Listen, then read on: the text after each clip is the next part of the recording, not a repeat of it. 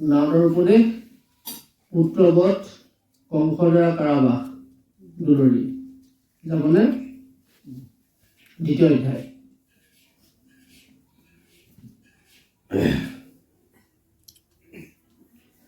অনন তৰে আকি নাৰদে বুলন পুনৰে অবুধ কংস বসুদেৱ আদি কৰিয়া যতে দেশক যাদৱ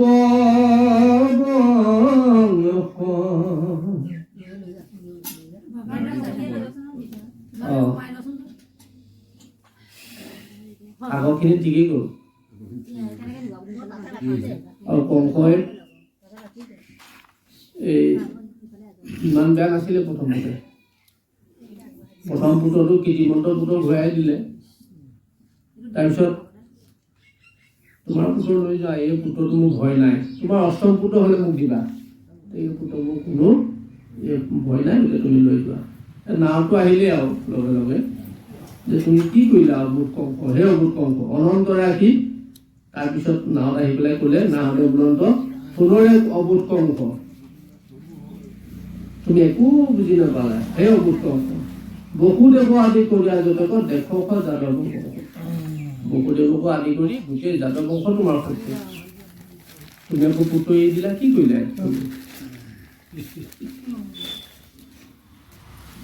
নন্দয় আদি কৰি যতে গুৱাল আছে মনু ঈশ্বৰ ৰূপে, ইটো সবে দেৱ জানিবি নিশ্চয়, কহিলো তুত স্বৰূপে। দৈৱ কি যশোদা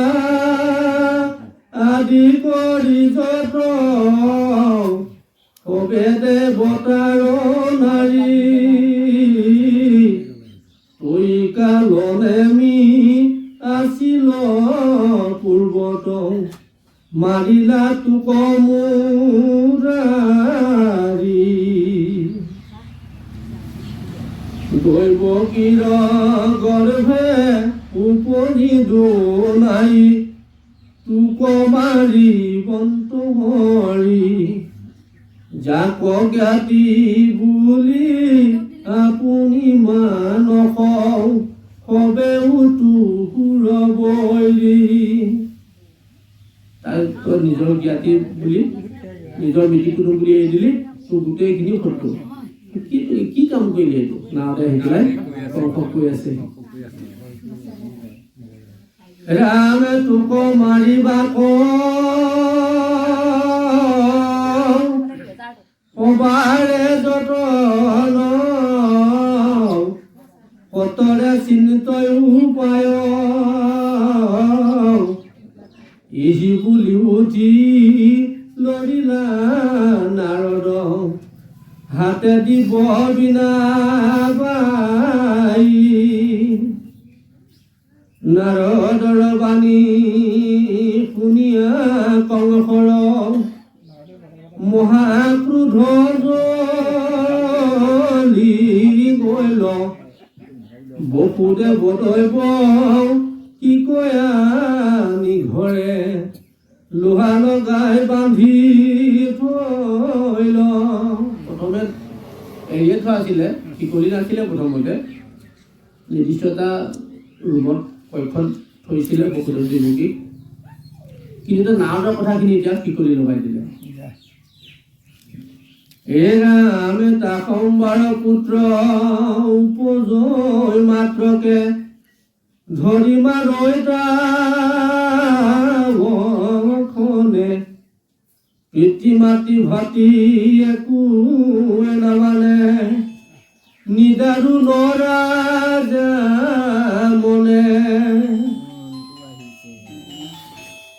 যাদৱ বংশক হিংসা কৰিবাক, লাগিল কংস নীলাজ, উগকেন প্ৰীতি তাহাকো নিগ্ৰহী আপুনি ভুন জয় ৰাজ অৰিষ্ট মুষ্টিক ধেনু কপুতনা কলম্ব বকচানুৰ বানজৰা খণ্ড একঠাই হুয়া যতে কয়ানো পুৰ যাদৱ গগনক মাৰিবে লাগিল ক্ৰোধ কৰিয়া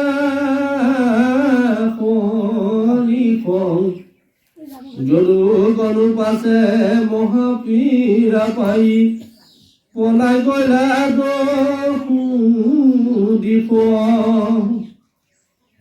কংসৰ ভয়ত সৰ্বস্ব ত্যাগিয়া প্ৰাণ ৰাখি গৈ ভাগি বিদৰ্ভ নৈষধ কৈকে কৌশল পাঞ্চালক লাগি গল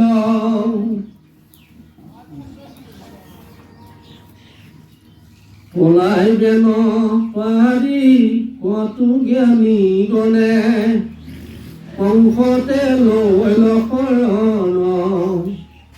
যদু ভুজ বিনিচি বংশ পদাৰুণে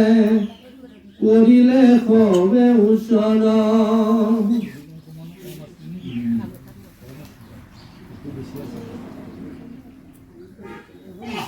পাছে ছয় পুত্ৰ দেৱে কুৰ কংসে মাৰিলে কওঁ দুনাই দৈৱ কিৰগৰ ভৈল পৰম বৈষ্ণৱ তেজ যাহাৰ অনন্ত নাম অংশে উদৰত বাসা লৈল কীৰ্তি মন্ত্ৰকে ধৰি ছজন পুত্ৰ যেতিয়া মাৰিলে তাৰপিছত দৈৱকী পুনৰ গৰ্ব হ'ল আৰু যাৰ নাম অনন্ত আৰু এই অনন্ত এতিয়া দৈৱকীৰ উদৰত বাস লৈছেহি হেন দেখি নাৰায়ণে আদেশ কৰিলা পাছে মহামায়া গোকুল যাহা দৈৱকীৰ গৰ্ভ হৰি ৰোহিণী তথয়নীয়া যশোদাত তুমিও যাহা দেখি নাৰায়ণে যোগমায়াক আদেশ কৰিলে যে যোৱা তুমি দৈৱকী গৰ্ভ পাত কৰি ৰোহিণীত সেই গৰ্ভ স্থাপন কৰি থৈ আহা সেইকাৰণে বলোৱাম গৈ ৰোহিণীত গৰ্ভ স্থাপন হ'লগৈ ৰাম আমিও সাক্ষাতে গয়া দৈৱকী তই উপজীৱো বসুদেৱে আনিবা কলাই দুৰ্গা ভদা কালি আদি হুইবে তোমাৰ নাম থাকিবা লোকৰ পূজা খাই আৰু ময়ো সাক্ষাতে যাম 33 কোটি দেৱতা আৰু বসুন্ধৰীকে ধৰি ব্ৰহ্মা প্ৰমুখ্যে হৰ সকলোৱে আহ্বান জনাইছে মই ইয়াৰ পিছে পিছে গৈ আছো তুমি চিন্তা কৰিব নালাগে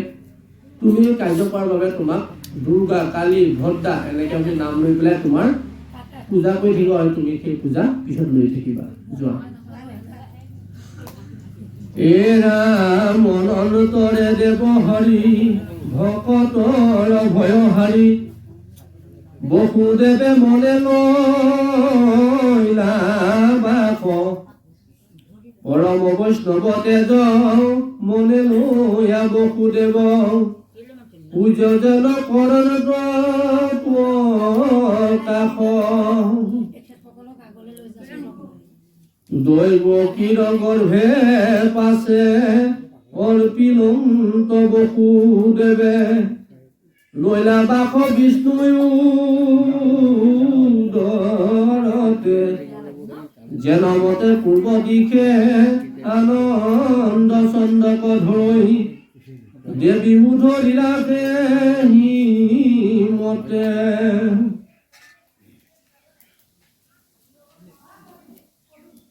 হৰি গৰ্ভত ধৰি প্ৰকাশন কৰা পতি বন্দী কৰি আছে কংস নিপে যেন নথানে প্ৰকাশিবে নপাৰয় কুম্ভৰ ভিতৰ হুয়া দ্বীপে দিনে কদে খিলা কংসে দৈৱকীৰ দিব্য ৰূপ কৰি বন্দী গৃহ প্ৰকাশ মূলৈ মূৰ প্ৰাণ বলি জানিলো নিশ্চয় কৰি এৰি উদৰত লৈলা বাস এৰা মামা কবধিবে অইলা নাৰায়ণ কৰিব কোন উপায় দৈৱকী কমাৰি যদি ৰক্ষা যাওঁ সিহেতু বয় নাই আকৌ চাবলৈ পঠিয়ালে আৰু 6 পুত্ৰ মৰাৰ পিছত চাবলৈ যাওঁতে কংসই এটা দিব্য স্বৰূপ দেখা পালে যাবই নোৱাৰে গীতৰ সন্মুখত উভতি উভতি আহিবলগীয়া হৈছে বাৰে বাৰে ইমান চমৎকাৰ দিব্য তাৰমানে সৰ্প দেখে সেই গেটৰ সন্মুখলৈ গ'লে সৰ্পই যেন খুটিব মোক এতিয়া সৰ্প আহিছে এনেকুৱা এটা ভয় দেখি কংস উলটি গুচি গ'ল আহিব নোৱাৰিলে তাৰমানে দৈৱকীৰ গৰ্ভত অনন্তই বাসা লৈছে মানে বলৰামে উদৰত স্থিতি হৈছে চাবলৈ যায় সেই ইমান তেজ ইমান শক্তি ইমান দিব্য স্বৰূপ দেখা পাই কংস উলটি গুচি আহে তাৰপিছত তেতিয়া কংসই ভাবিলে এইবাৰহে মোৰ আচল প্ৰাণবলি উদৰত দৈৱকী উদৰত স্থাপিত হৈছে মূলৈ মূৰৰ প্ৰাণবলি জানিলো নিশ্চয় কৰি এই উদৰত লৈল বাস এইবাৰহে বাস লৈছে আমাকো বুধিবে আইলা নাৰায়ণ কৰিব কোনো উপায় এতিয়া মই কি উপায় কৰিব আহিব নাৰায়ণ দৈৱকীক মাৰি যদি ৰক্ষা যাওঁ কিহেতু বৰ অন্যায় যদি মই দৈৱকীক মাৰো মোৰে ভনী বৰ অন্যায় হ'ব এইটো কথা মই কি কৰোঁ এতিয়া এৰাম সুদৰ ভগিনী আৰু গৰ্ভৱতী কিমতে মাৰি প্ৰাণে এহিৰ বিৰুদ্ধে সবে নষ্ট হইবে চিজসয়ায়ু মানে আৰু এগৰাকী ষ্টিক মাৰিলে মনো কি জকৃতি থাকিব ষ্টিক মাৰিলে মোৰ শক্তিখিনি এনে অথলে যাব গতিকে মইতো এইটো কাম মই কৰিব নোৱাৰো এৰাম হেন পুৰ কৰ্ম কৰ যিটো প্ৰাণী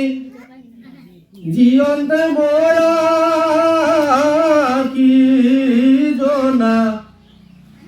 জয় মানে তাক লোকে বিবেক ভুল যেবে মৰি যাতনা উপযুক হৰি মাৰি বহু ধৰি থাকো অপেক্ষা কৰি হেন মনে গুণি ৰহিলা গৃহত ভয়ে নিদা পৰি হৰি গৰ্ভৱতী হেৰি হলিহেও বাসা ল'লে উপযুক্ত তাৰপিছত মাৰিম গতিকে মই এতিয়া চিন্তা নকৰোঁ এই বুলি কৈ কংস গৈ নিদ্ৰা গৈছিল এৰাম বৈকন্তে সোৱনতে ভুঞ্জনতে ভৱন্তে হৰিক চিনিতে সদায় সকলে জগত হৰিময় দেখৈ সুখ শান্তি তাৰ নাই পাছে ব্ৰহ্মাহৰ তিৰতে সহিতে নাৰদ পমৈখে দেখি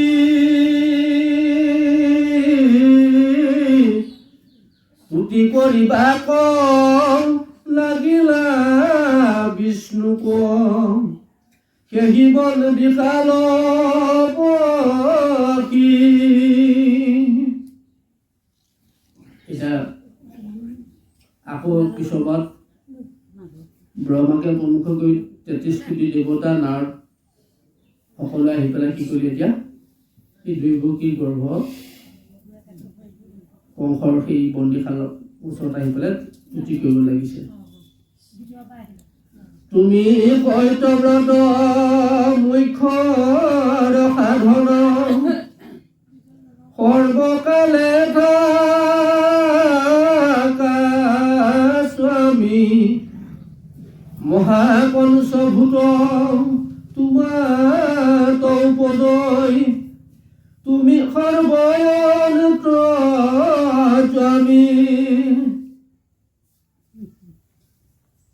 সৃষ্টিদয়ন তত তুমি মাত্ৰ থাকা সমতা কপমতাই তোমাৰ চৰণে পকিলো শৰণে তুমি বিনা গতি নাই প্ৰকৃতি আশ্ৰয়াদি বিঘ সুখ দুখ দুই ফল তিনি গুণে মূল অৰ্থ চাৰি ৰস শিকায়ে নিয়ম স্বয়ং আত্মা সাত ধাতু চাল শাখায়ে অষ্ট প্ৰকৃতি দশ বায়ু পাতল সজীৱ দুই পকি থাকে নীতি হে নয় সংসাৰ দিশ তোমাতে উপজয় মহাজ্ঞানী গণে জানে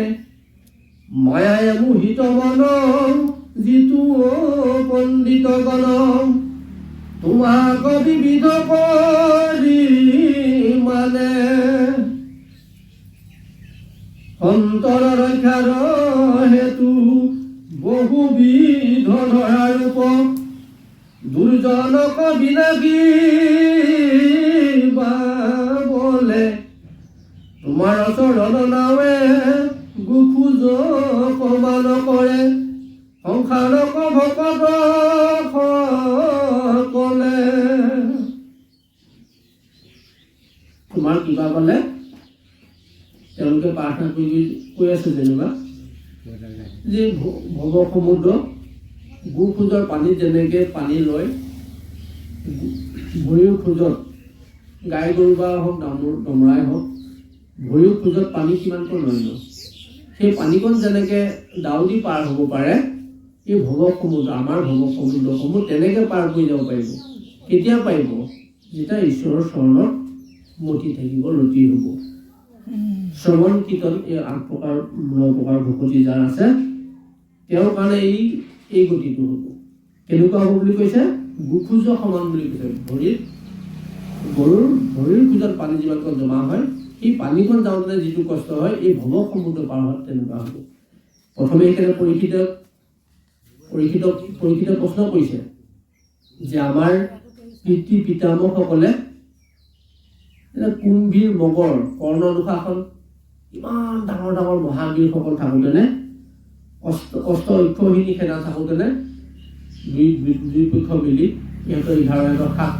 11 অক্ষৌহিণী সেনা থাকোঁতে কেনেকৈ আমাৰ এই 5 জন থাকি গ'ল আমাৰ পিতৃ পিতামহসকল। সাধাৰণ গোখোজৰ পানীত পাৰ হোৱাৰ আগতে ভগৱতটো বা সি যুদ্ধত পাৰ হৈ আহিলে ইয়াৰ কাৰণটো কি? তেতিয়া ইয়াৰ ওপৰত এই কথাখিনি ক'ব লাগিছে বা কৃষ্ণ কেনেকৈ জন্ম হ'ল সেই গোটেই কথাখিনি আৰু এই কথাখিনি কৈ আছে। এতিয়া ইয়াতো সেইখিনিকে কৈছে যে ভকতে তেনেকৈ পাৰ কৰিব পাৰে।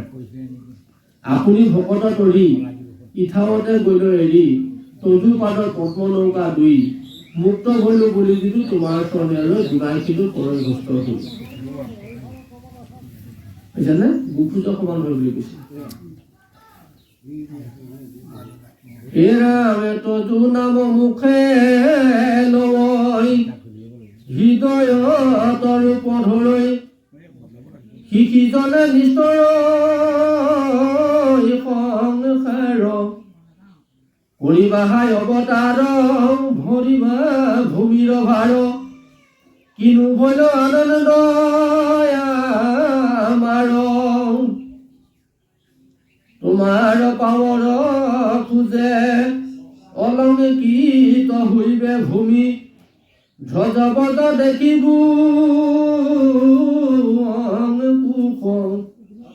তোমাৰ চৰণে আমি পৰিয়া প্ৰণাম কৰোঁ ৰক্ষা কৰা পৰম পুৰুষ এই মতে মাধৱক কৰিলাই অনেক তুতি কিদকে সহিত সৃষ্টি কৰে শুনিওক সভাসদ মহাভাগৱত পদ কহে কৃষ্ণ কিংকৰ কৰে দেৱৰ দেৱতা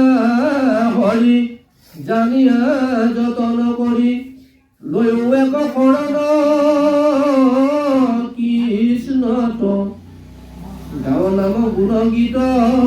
কৰিয়া একান্ত চিত তেবে থান পাইবা বৈ কোন থত শুনি মোক অভিপ্ৰায় আতপৰে পুণ্য নাই ভুবৈ সুধ মহায় অন্তৰ্জাতি পৰমবান ভৱ নাম যিটো হয় অবিশ্ৰাম তাৰ সাধ কাৰ্য সাধয়াতি দহৈ পাতক গণ পুণ্য কৰয় উপাৰ্জন বিৰকতি মিলয় বিষয়ত কৃষ্ণৰ চৰণে প্ৰেম ভকতিক উপজাৱে পাৱ বিষ্ণু জ্ঞান মহাতত্ব মায়া কুদ হৈ তাৰ কৰয় মহায় উপকাৰ দেখা কেন ধৰ্ম একান্ত যিটো পুনানন্দ হৰি তেন্তে ৰেকে কৰি থয়া নাম সময় উপকান্ত হে ৰাম হেন নাম আছে কাছে গাঁৱে গাঁৱে মুখ আছে তথাপিতো পৰৈ যাত কিনো মহামূঢ়মতী তাৰ নাহি গতি কৰিলে আপুনি ঘাট জানিয়ে ৰাণমতী ভকতিত কৰাৰতী নেৰিবা মুখ তৰা নাম কৰিবা সংসাৰ দুখ নবিপা মুকুতি সুখ সঘনে গোপীউৰা